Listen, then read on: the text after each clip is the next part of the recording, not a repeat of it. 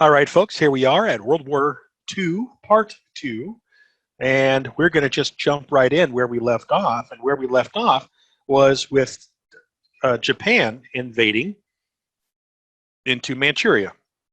And so we have that massacre of Nanking that happened, which kind of lives in infamy to the current day, pretty much all over this region of the world. People have not forgotten it. They still teach it, unless you live in Japan, in which case you haven't heard about it at all, probably. The islands, I want to show you these because we're going to talk about these more later. Okinawa, Iwo Jima, the Marianas Islands, Wake Island, Marshall, right, Midway, right here, and Hawaii. Notice how not far away from Hawaii Midway is. It's kind of on the U.S. side of the Pacific Ocean. So the deal is, guys, is that when we get to 1941, December of 1941, the Pacific Ocean is a Japanese lake.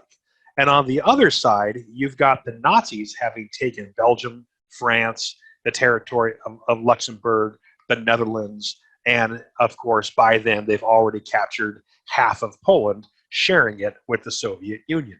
So the deal is that both sides, Japan and Germany, are doing a type of blitzkrieg, which is they have stockpile weaponry and have a lot of trained personnel and are putting them into mass attacks, the kind of shock and awe thing that the United States loves to do in the modern day.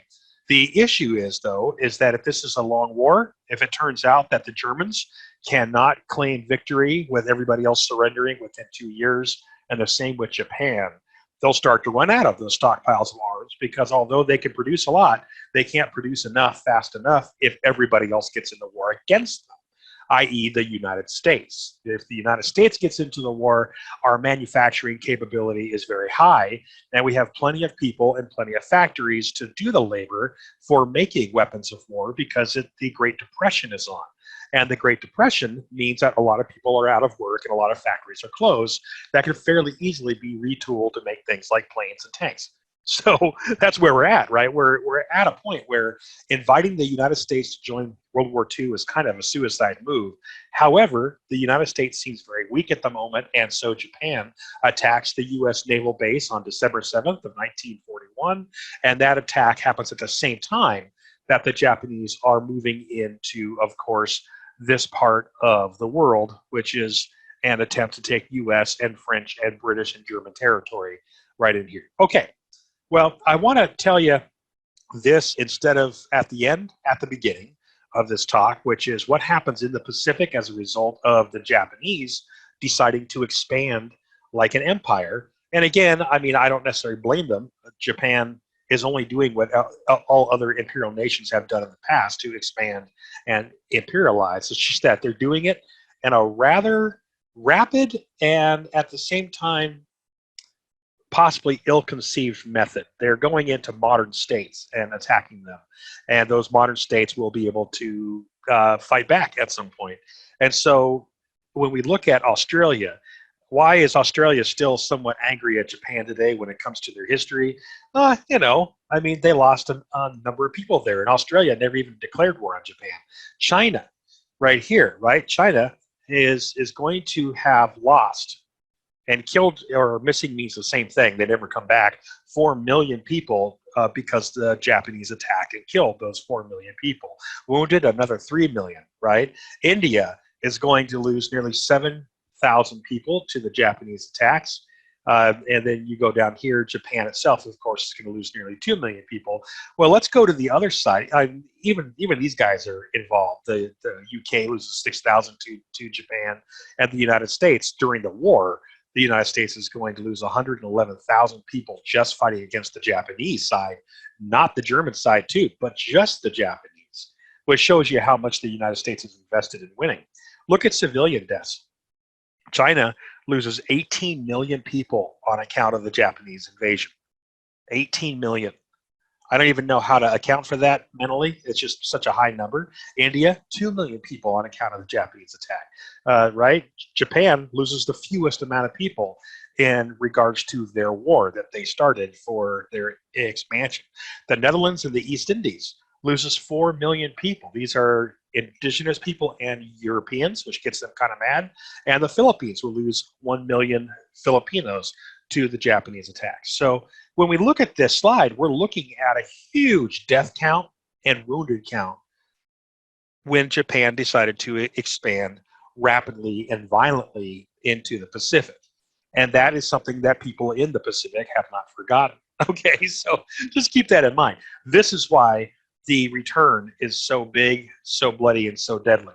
When we talk about the people that lived at the time, and we get into the discussion about the atomic bombs, when the atomic bombs are being dropped on two cities in Japan, right, Hiroshima and Nagasaki, when they're being dropped, there's lots of political reasons for that happening, and we're going to talk about it.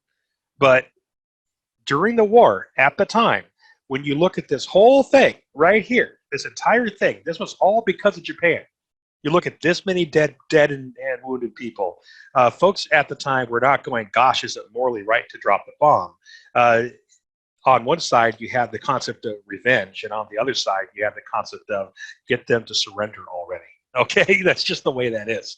People weren't really mourning the use of the bomb on the Western side too much. Okay, so I just want to put that into perspective when we talk about how crazy this war gets, and that moves us in. So what is the United States' response going to be? The first thing the U.S. is going to have to do is it's going to have to stop the Japanese expansion. What that means is refloating of the lesser damaged U.S. warships that are in Pearl Harbor and sending new warships from the East Coast to the West Coast so that those ships can go into San Diego and LA, refit, and then go to Pearl Harbor.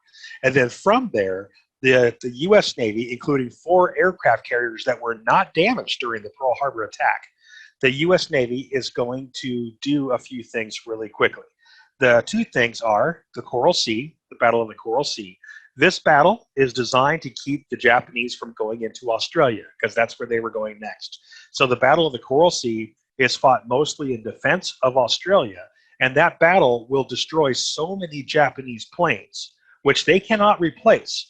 We lose a lot of planes too, but the United States can rebuild those planes. We have plenty of factories that are going to open up and mass produce American warplanes.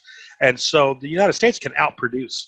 So the deal is that the Japanese lose a bunch of planes at Coral Sea, and as a result of that, the Japanese are going to be limited in how much further they can go. So they will not go into Australia as a result. And then there's going to be the Battle of Midway, which there's a movie about now that you can go watch, the modern one or the John Wayne one, either way. And those movies will tell you a bit about how this went, but basically there was a attempt by the Japanese Navy to do a sneak attack on Midway. The United States found out about it and was able to defend it just in time.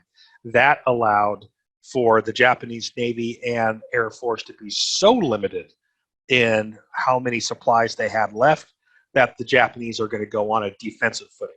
So while the Japanese are on a defensive footing starting in the summer of July and June of 1942, Americans can just kind of hang on for a while, because you notice the rest of the dates are around 1944, most of them, and the reason why is because the U.S. waits now and transfers all of its people and a lot of its ships and a lot of its hardware back over to the Eastern Front to fight the Germans. And then after that happens, after Germany surrenders, then the United States will move its people and ships and whatnot back to the Pacific, and we'll have this thing called the island hopping campaign, designed to take U.S. forces from one island to another, to another, to another, to another, to another, and finally, by capturing Iwo Jima and Okinawa, American bombers will be within range of bombing Japan and try to get them to surrender. So that's what's going to happen. Okay, the island hopping campaign. We'll talk more about that in a bit.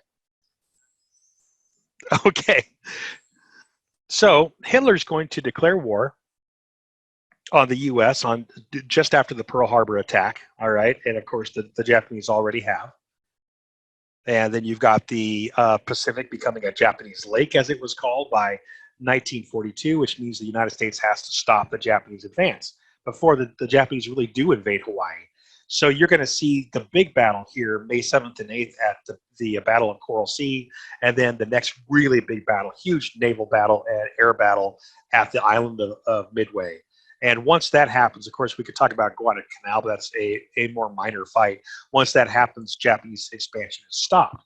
it's not that Japanese power is stopped. They're not defeated. It's just that they cannot risk losing more planes and ships as a result of losing both the battles of Coral Sea and Midway to the United States. All right, so there's that slide. I want to show you some of the hardware. Biggest battleship in the history of the world is the Yamato. Huge battleship right here. This thing is going to be a sister ship of another Japanese warship that is also sent out. These battleships are a symbol of how powerful Japan had gotten by the time we get to World War II, that they can build the biggest battleships in the world. The next largest battleship size, of course, is the Bismarck, which ironically I think is sunk by World War I torpedo planes that the British send out off of the coast of England. That's a great story in and of itself. The USS New Jersey class is the next biggest battleship in world history. And then, of course, I guess the one thing I can say is that these ships, the New Jersey class, the Bismarck, the Yamato class, these ships were all built when naval intelligence and naval funding thought that World War II would be full of naval battles that were like the old school battles of the 1700s and the 1800s, where you have ships that line up and fire at each other. And indeed, the Bismarck battle between the British Navy off the coast of England was largely like that until the planes came. The deal is that you can have the most powerful battleship in history, but if you have an aircraft carrier, if the enemy has an aircraft carrier with lots of planes that have 500-pound bombs on them, those bombs can destroy this battleship with relative ease. And so that's what's going to happen, is this thing's going to be sunk by basically linen and balsa wood World War I planes carrying torpedoes. And a lot of these other battleships, even the Yamato, is going to be hurt by planes more than it's going to be hurt by enemy ships in its history. Okay, so battleships are great for coastal defense, where you take them up to a coast and you attack it or defend it. It's not necessarily great for big battles between ships because, again, we're now in the world where if you have aircraft carriers, those are the most important ships in a large navy, and that's what World War II is going to prove over and over and over again. Planes and bombs will always defeat the battleship. So getting to planes, the Japanese Zero, of course, is one of the best planes of its era. Very fast, and the planes that the United States was flying at the time were like these, which are larger two-man planes, heavy, armored, slow. These guys very fast. Why were they so fast? As it turns out, the Japanese Zero actually had almost no armor on it, which made them very quick. And because they were so fast, it was hard for enemy planes to catch up to them. Eventually, a wrecked Japanese Zero was discovered in Alaska. And that Japanese Zero was recovered, and U.S. engineers found out that the Japanese were actually not armoring their planes, which is why they were so fast. And they also learned that the Japanese planes did not turn left very quickly, even though they could turn right very quickly. It had to do with the gyroscopicness of their propellers. And so what that meant was that U.S. planes learned that, A, we have a lot of armor right here behind the engines. So if you want to fly right at the Japanese plane as it's coming at you while holding the trigger, you have a good chance of killing it, as opposed to chasing it, because chasing the Zero is hard because they're so fast. And the U.S. planes were so heavy that they could dive faster. So battles in the air should always start way up in the air. And finally, always turn left if you're being chased, because U.S. planes can turn left faster than Japanese planes. It's kind of a fun story of physics. But the end result is that the United States doesn't really build better planes than the Japanese until we get to, say, the Mustang and the Thunderbolts and whatnot, and those don't show up until 1944 and 45. So how does the U.S. Keep the Japanese from attacking further after the Battle of Coral Sea and Midway? Basically by using lots and lots of planes. We just keep building more of them and sending them out to the Pacific to defend what we have. Right? So eventually you start getting planes like this, American ingenuity and all those automotive factories that converted to making planes. And so you've got Hellcats, right? And Corsairs and Mustangs, fast planes. I love these planes. And then you get bombers, right? In the United States, this is a massive bomber. You'll sometimes see them flying above OCC, coming out of John Wayne Airport when they're going to air shows. The same as the Mitchell right here, smaller bombers, small, light, but powerful. These bombers, the United States is going to be able to make these bombers very quickly. parts, the full parts to put these bombers off from the factory floor onto or into a shipping container and send it to Europe. These bombers, one entire bomber could be produced every day, not assembled, but produced and then shipped to Europe. That's huge, right? It would take the Japanese and the Germans both about a month to build about 10 of these. And you've got the U.S. building one per day. That's an amazing thing. By the end of the war, of course, we've got these monsters. This is one of the planes that's similar to the kind that carried the atomic bomb. And then, of course, you've got these fast bombers, fast, low-flying bombers, carrier bombers. So of course, the Germans have their Luftwaffe and their Mitchells, right? Fast planes, but the Germans cannot keep producing enough of them to beat the U.S. as we get into 1945. The U.S. can just make more and make them faster. That's just the reality of it.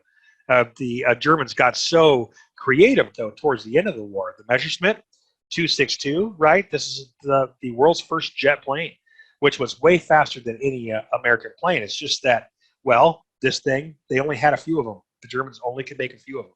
If they were making these at the beginning of the war, then it would have been a different story. The Germans even had special rocket firing gliders, and the Japanese made bombs. They made human-piloted kamikaze bombs.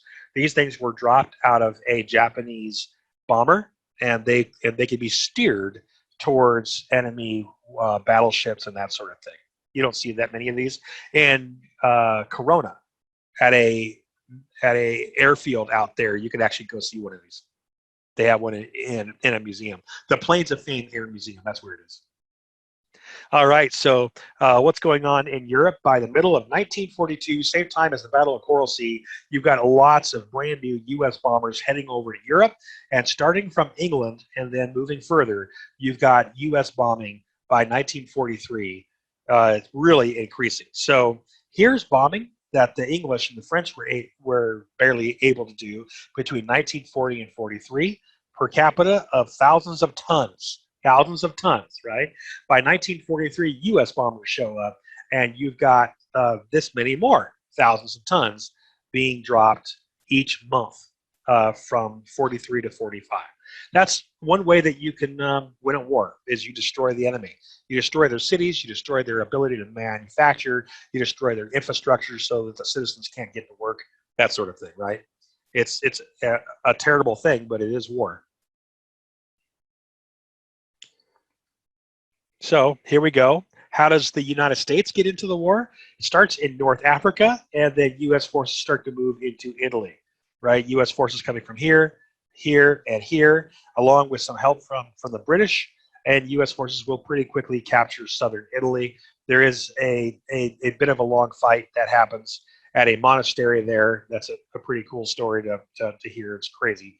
And then you've got this, right? Oh, and Italy was considered to be the weakest part of Europe when it came to the Nazis and their sphere of influence. So that's why the Allies went to Italy first. You can land all your troops here and slowly capture Italy, and that'll bring you right into Austria and Germany as you keep marching northbound.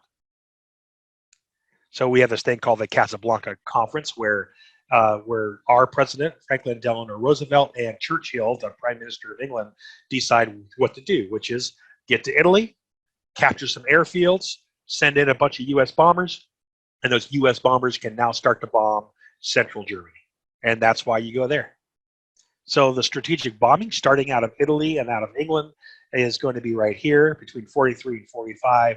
The Royal Air Force and the United States, both using U.S. planes, are going to be dropping 53,000 tons of explosives every month. It's going to be hard for the Germans to come back from that. You can watch the Red Tails movie, which has got kind of a childish script, but it's a good film when it comes to the effects, and it gives you an idea of what this is about. I think there's better World War II style movies that have to do with bombers that you can find on Netflix if you wanted to see what that was like. And they use real bombers and all that from the day, because those movies were made in the 50s. Italy finally is going to surrender. And it surrenders when Mussolini is captured by Italian forces, meaning the fascist leader of Italy, and is going to be executed and hung upside down, sitting there in the middle of the street of a northern Italian city, waiting for U.S. forces to go find him. So then a new Italian government will negotiate a surrender, and the Italians will now join the Allies and fight on our side.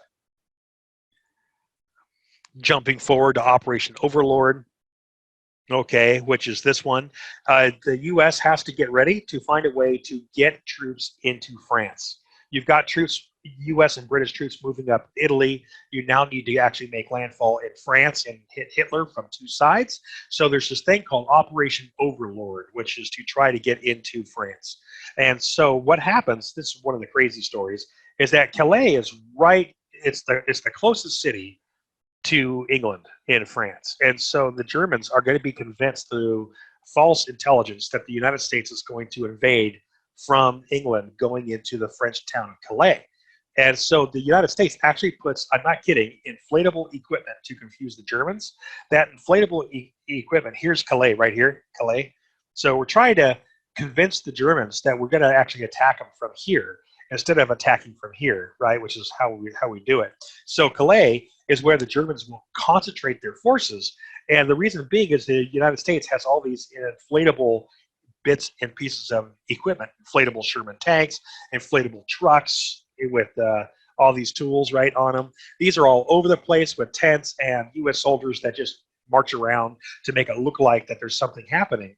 And from telescopes from the other side of the coast, from over here, where the Germans are looking at Dover, it looks like a real army. So the Germans are getting ready for an invasion across this narrow part of the channel. And in reality, the British, the Canadians, and the Americans are really going to invade here. And so there's this massive invasion, and it's called D-Day. You've probably heard of it. It's called D-Day because that was just the code name for the day which was chosen. There was actually a bunch of different code days for different dates that might be chosen to cross the channel and invade Normandy, and it was finally chosen to be that day called D-Day. So it looks like this, right? Utah Beach, Omaha Beach, Gold, Juno, Sword. And the United States are going to send their troops on these two beaches. What's that movie with Tom Hanks in it? You know what I'm talking about. And it starts on D-Day, and it's maybe the most accurate representation of what that invasion was probably like. In the first 15 minutes, if you wish to watch it, it's pretty crazy. Then you've got Gold Beach, Juno, and Sword. These are Canadians and British troops that are coming in on that side. And although the British defend this very, very heavily, and it's a very expensive in human lives attack for the Allies, it's going to work because most of the German forces were actually up here. Okay. And you can see here how incredibly complex this whole thing was. Phase 1, the night before, drop paratroopers, a lot of which got lost. Phase 2, distract the enemy by faking attacks coming out of Calais. Phase 3, aerial attacks, dropping bombs all over this coastline in Normandy. Phase 4, naval attacks, your battleships dropping ordnance onto these cement bunkers that the Nazis have. None of that ordnance hurt these bunkers much. They were too big and too thick to actually bomb. And then you send the humans, and it's the humans, the actual troops that really do the work, right? So 7,000 ships carrying 100,000 soldiers, 23,000 paratroopers, and lots of bombers, right? That tells you really how big of a fight this was.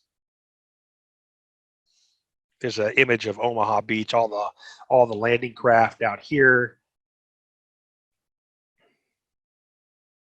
Troop transports back here, all the supplies. This is right after the battle. All right, the government of Hitler, several attempts have been made on Hitler so far at this point because it's obvious to the high Prussian command of the German army that this is over, that the war is over at this point. There's no way for the Nazis to win.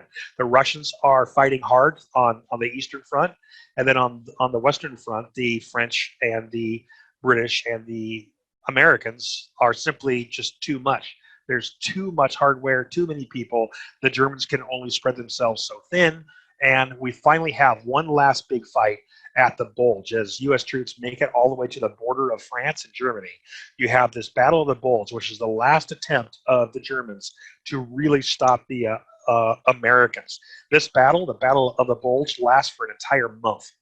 And finally, oh, and part of the Battle of the Bulge, is that Fury movie, that one with the tank, right? I don't know if you've ever seen it.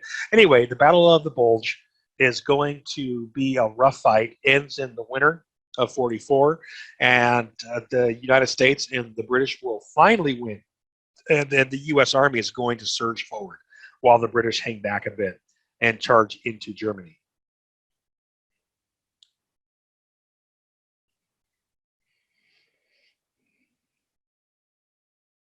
All right. I was just letting you read the slide real quick. And that moves us to the end of the war. Now, you might have seen on the animated map that I showed you earlier, there's going to be a race. I'm going to come back to here. There's going to be a huge race that happens at this point, the Battle of the Bulge. There was a discussion between the Americans and Churchill about maybe stopping just at the Battle of the Bulge, defeat the German forces that were all sent to try to stop American and British forces. And the Battle of the Bulge was so bloody and so deadly that the British and the Americans actually discussed the idea of stopping and letting the Russians capture Germany on its own. And the Americans under FDR realized that if the Russians were allowed to capture Germany, the Russians would just keep Germany. The Russians were not just fighting to end the war and put down the Nazis. The Russians were also deciding that this was going to be a war of conquest. This is nothing new for anybody in Europe. And although we don't talk about this much for World War II, look at the rest of our history class of Western Civ and think about how all these powers in Europe would use any excuse for a war to conquer territory. Well, Russia was thinking that way. And so if the Russians are the ones that are going to fight and die to defeat the Austrians and defeat the Germans and move into Germany and capture Berlin, why not just keep all that territory? And the United States, we realized really quickly that that would really change the sphere of influence in Europe in a very non-American way, right? The Soviets versus the United States. And so really the background, the foundations of the Cold War begin right here at the Battle of the Bulge. Because once this war is over, the United States isn't worried about defeating the Germans. It's worried about beating the Russians to Germany. And indeed, the Russians beat the Americans by a day. They got to Berlin a day before U.S. troops showed up. And so the Germans are going to keep the eastern side of Germany for their own, partially as a result of that. So April 30th, 1945 is when Hitler commits suicide. Remaining German leadership surrenders right here on May 8th. And that is the end of the war in Europe, which brings us to the Pacific. We got to finish the war, right? So we now send all of our hardware that is not needed to root out the rest of the Nazis and help feed the people of Europe and all that. We send everything over to Japan to fight the Japanese. And this is going to be, in some ways, worse, bloodier, deadlier for U.S. troops than having fought the Nazis. The Japanese fought differently, very differently from Europeans. And they fought to the very death. There was no such thing as surrender. And so that made it much harder to fight them. So we're going to have lots of new equipment invented, CBs and amphibious tractors and all kinds of different sorts of things. But you're going to see a lot of Americans killed and obviously a lot of Japanese citizens killed as the United States begins the island hopping campaign I mentioned earlier. And that island hopping campaign is just this. You capture an island, defeat the Japanese forces on that island, and then using big cargo ships, you bring over planes, B-29s and Mitchell 126s in pieces. And then you reassemble all those pieces and you let those planes bomb the next island. When those planes bomb the next island, you can then capture that island by landing the Marines, and then you have those Marines create some airfields, and your planes all land on that next island down the way. And then they begin bombing the next island, and it goes in rotation like that. A couple of big moments. I want to mention the Battle of Leyte Gulf. This is not too far from Japan, where the U.S. Navy is going to find itself in an all-out battle against the entire Japanese Navy. We're going to see for the first time the use of kamikaze divine wind warriors who are flying planes. They're like kids. That's all the Japanese have left, our children, who are flying their planes into U.S. ships because the veteran Japanese pilots were wasted over China, the Coral Sea, and Midway back in 1942 and earlier. So you have Japanese kamikazes that are flying into U.S. ships, and the Japanese are going to lose a number of their remaining aircraft carriers, which is really going to hurt them. Of Iwo Jima and Okinawa, the home islands nearest to Japan, the United States is going to be dropping bombs on Japan from Iwo Jima and Okinawa. And the Japanese are losing at this point, like really losing, but they're not surrendering. And the Japanese has lost most of its carrier force, most of its planes by the time we get to 1945. And so Iwo Jima and Okinawa are the very last major island attacks before we can really invade Japan. And so it's amazing that Japan has not yet surrendered. It's kind of shocking, really. But the Japanese have decided that they don't want to. Okay. And so we get to the point where the invasion by U.S. Marines on Iwo Jima and Okinawa is met by Japanese troops who are hidden in caves and tunnels under the island. And so no bombing is going to fish them out. And so U.S. forces land, and tens of thousands of U.S. soldiers are going to die trying to defeat the Japanese on those islands because the Japanese refuse to surrender. And whenever the United States actually captures an island, the remaining Japanese forces simply committed suicide. And so it made it kind of obvious that there was no way that Japan was just going to surrender, even though they were demanded to surrender. No more killing has to happen. And Japan just simply refused to surrender. And instead, they sent their forces out, even children, to go fight in the Japanese military against U.S. forces. And they just refused to surrender. So that became part of the discussion. How many people have died already on account of the Japanese expansion, and two, the Japanese are not going to surrender. So at what point do you try to give them an ultimatum and say, guess what? We just invented the biggest bombs in human history, right? And so that's kind of where we're at. So 50,000 Allied casualties trying to get into just Okinawa alone. All right. You can watch movies on these too. There's good documentaries on these. All right. So April 12th, 1945, FDR is in his fourth term and he dies. Okay. Truman takes over, and Truman is told in an elevator by some engineers and advisors that the atomic bombs have been invented and they work. Now, we already saw that. Now, it's kind of important to know, this is just more images of those islands that had to be taken from the Japanese, which involved guys with flamethrowers because the Japanese were in bunkers. Napalm, the same kind that's going to be used in Korea and Vietnam, is going to be used all over Japan, right? So the deal is that the United States is already firebombing Japan. The Tokyo, the outlying cities, the manufacturing centers are going to have already been largely destroyed. Remember, they were made out of wood and paper. So Japan, its civilian centers, are already going to be decimated. And by the time we get to 1945, by U.S. bombers dropping essentially napalm bombs. And the reality is that the Japanese still refuse to surrender. They would not do it. They absolutely, abjectly refuse to surrender. Meanwhile, the United States is suffering from money shortages. We've got an anti-war movement going on. We have got a problem here where the United States has already lost so many people just trying to push the Japanese back. And the Japanese respond with suicides for their own people. They respond with sending children in planes to kamikaze attack American ships and troop positions. And we finally get to Japan, level Japan, all right, just level it. And they still refuse to surrender. And so the next step was to send in the United States Marines. And those Marines would have to go in and occupy a country by traditional force that would get at least 500,000 troops killed by the lowest estimate, and at least 1 million Japanese citizens killed by the lowest estimate. That's where Truman has to make a decision.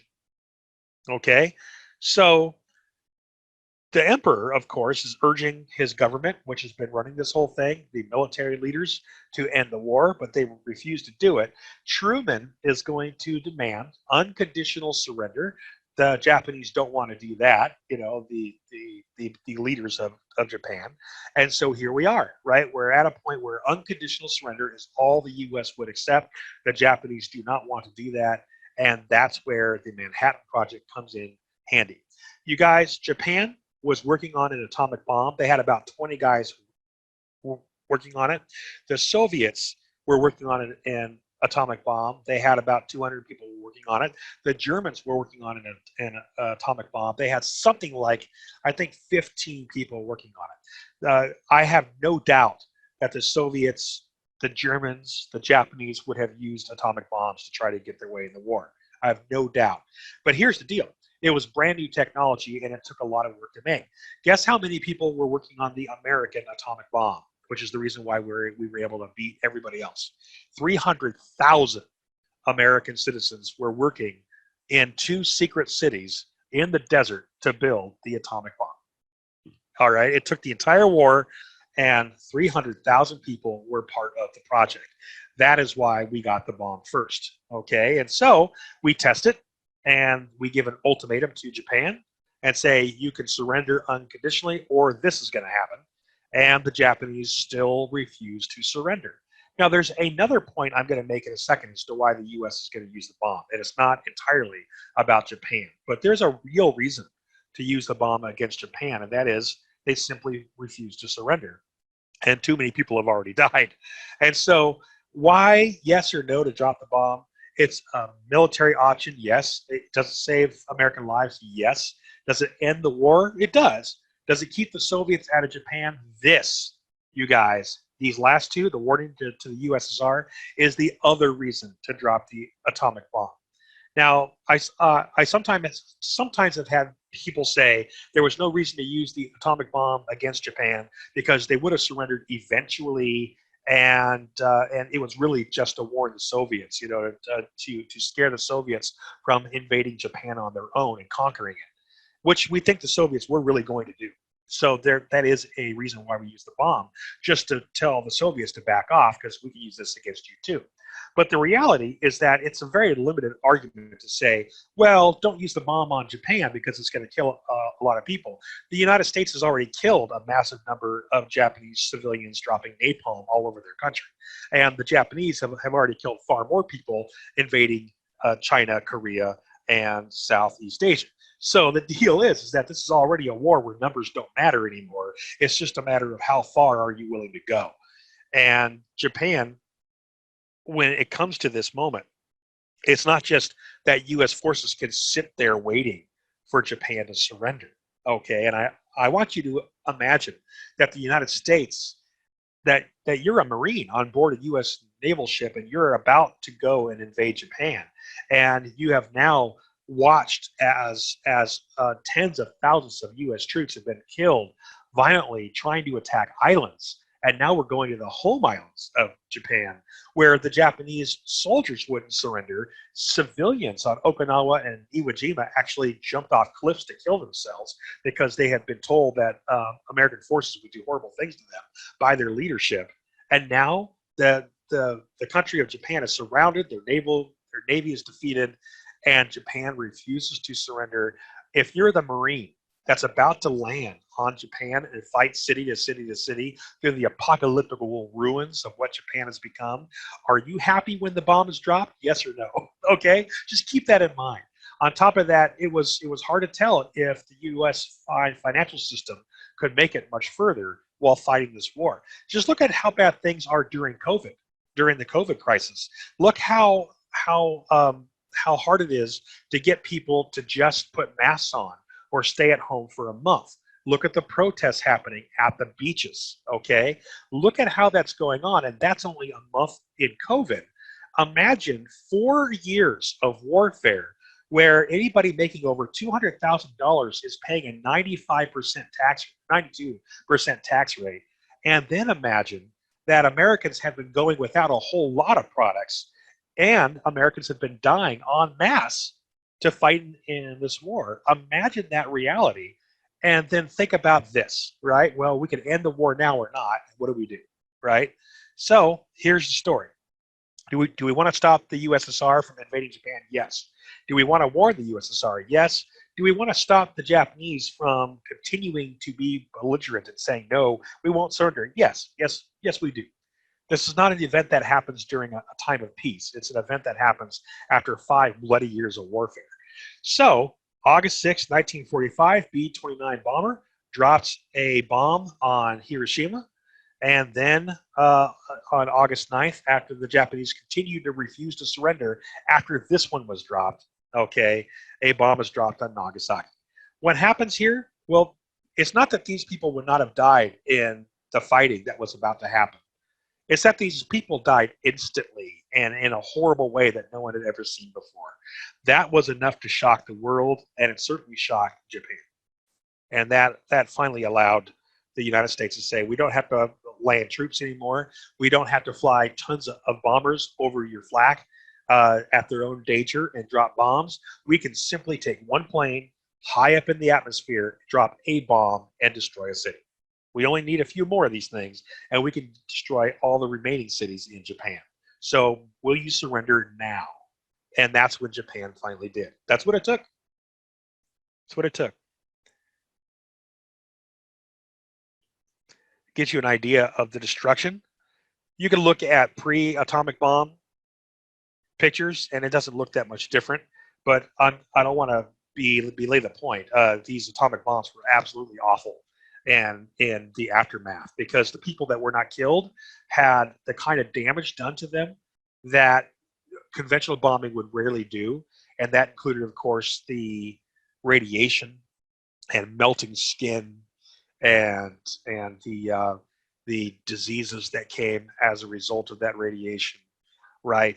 Just the instant destruction of an entire city. These are horrendous. I won't say that that's not true.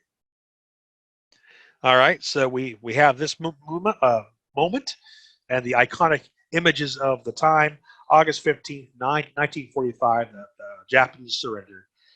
Okay, so what happens next? That's going to move us into the Cold War, and this is the last lecture for our class. So I just want to give you a couple of addendums, okay?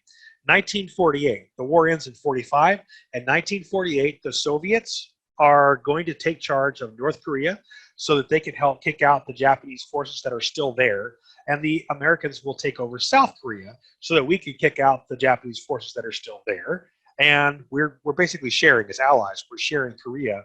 And our job was essentially to rebuild Korea so there's not a bunch of warfare and plague and all that, right? You know, you want to help rebuild the parts of the world that lost so that, or that were hurt badly, including Germany, because otherwise it's millions of people who are looking for the next Hitler or Mussolini to lead them. Or you have lots of plague that spreads into other places and refugees. So you have to do whatever you can to rebuild after a war like this. And so here's the USSR, has this territory, here's China, and the USSR is going to be basically sending troops in to take charge of North Korea. And it's their bill on at their taxpayers' dollar to actually repair North Korea when Japan is gone. Why is it that North Korea is communist today? That's why. All right. Why is it that South Korea is a industrial powerhouse full of capitalism and trade? That's why. Right. Why are the U.S. bases still here? That's why. Also, the Korean War happens because of this, which is another story. All right. What does Europe look like now as a result of this war?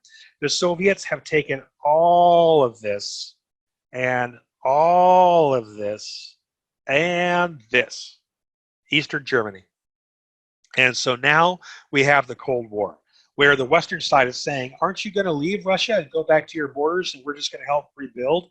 And Russia says, you guys are nuts. We lost like 20 million people just trying to take this over and get rid of the Nazis. We're not leaving. This is ours now. And so the Russians historically got everything they ever wanted out of this war when it came to their victory. They now have taken charge of a good portion of Western Europe because of this war, and they're going to hold on to it all the way through 1989, which is when the Soviet Union collapses. So this is going to be the physical beginning, not the ideological, but the physical beginning of the Cold War, because there's lots of people here that don't want to be in the Soviet Union, and so the United States is going to constantly use the U.S. and Britain and our other allies from the UN are going to use the fact that the Soviets have taken this territory and have not given it back to their respective people as part of the media war as to why the Soviet Union is bad. Okay, and the Soviets do some pretty awful things to the citizens here, so I would agree with that assessment. But anyway, let's not go there. Right here, the other thing that happens in 1948 as a result of World War II is that the British are going to leave Palestine. And when the British leave Palestine, this was a colony of theirs since World War I. When the British leave Palestine, they are going to suggest in the United Nations, which has just been created, to make it a place where Jewish refugees can go.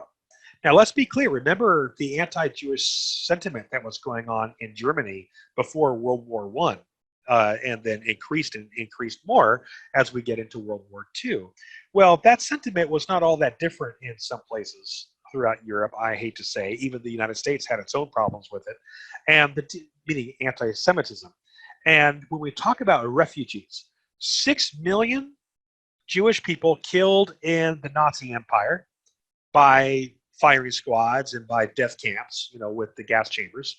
Well, the thing is that there were many millions more Jewish people who were refugees, who were all over the place, from Spain all the way over to Romania, and having fled the Nazis into the Ukraine and Belarus and Latvia. And the question was what to do with them. Do you want to adopt these people and make them your citizens, or do you want to send them somewhere else? And you know how folks are with refugees, especially Americans. The United States was asked, well, how many Jewish refugees will you take? And the United States was just like we are with people coming from the Syrian civil war. We'll take like 5, So the deal is that Britain and the United States, the two most powerful players in the UN in 1948, are going to suggest taking the Palestinians, the Arabian people that lived in Palestine under British rule, and forcing them into these little yellow areas, and then taking all the Jewish refugees and depositing them in these orange areas, this like weird mapped out checkerboard that was supposed to give the Palestinians and the Israelis, or the Jewish people, equal access to different parts of the Middle East, right? Their borders are all, we have borders of the Palestinians and the Jewish people with Lebanon, Syria, Jordan, Egypt, and the Mediterranean. The idea was to invent a Jewish state that would allow Jewish people to live in these orange areas, and as a result, they would thrive there, and that's where the refugees could go, and they could have their own state, which they haven't had for thousands of years, right? That was the idea.